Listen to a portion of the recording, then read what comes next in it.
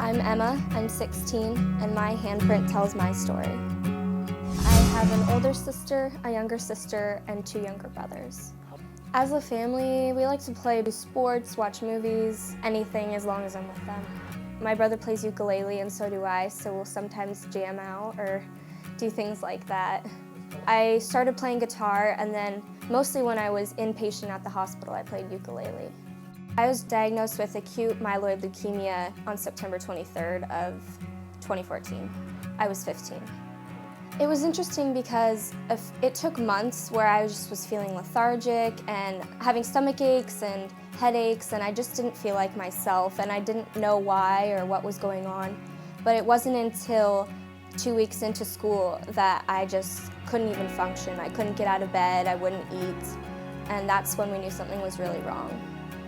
We had had a few visits before, but it wasn't until they drew my blood. The next day I was straight up here and put into a room, and I was here for a month of chemo. And so I didn't know it would be my last day at school or the last time hugging my little siblings, because here there was a rule that 12 and under couldn't even come into this unit.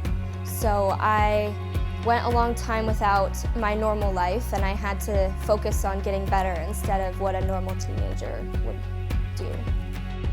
It's been about 10 months since I was diagnosed with cancer. I had 3 month-long rounds of chemotherapy, and then I had a bone marrow transplant in February.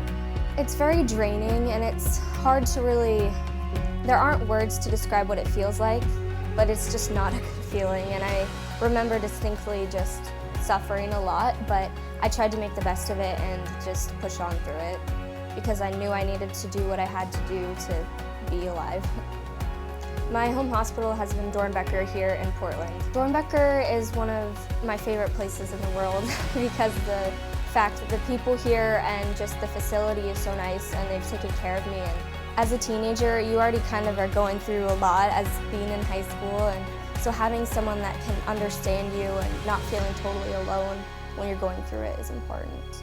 Next year I'll be a junior, and it's been a lot of hard work, but I was determined from the beginning to not be held back. I want to go to college, obviously, and I'm actually interested in medicine or something health-related, actually. And I think that was fueled kind of by being here and having cancer. It's interesting because before I was so afraid of blood and needle. A hospital visit would be like the scariest thing, but now I'm really comfortable with it. And so, I don't know, I think that might be a good career path for me.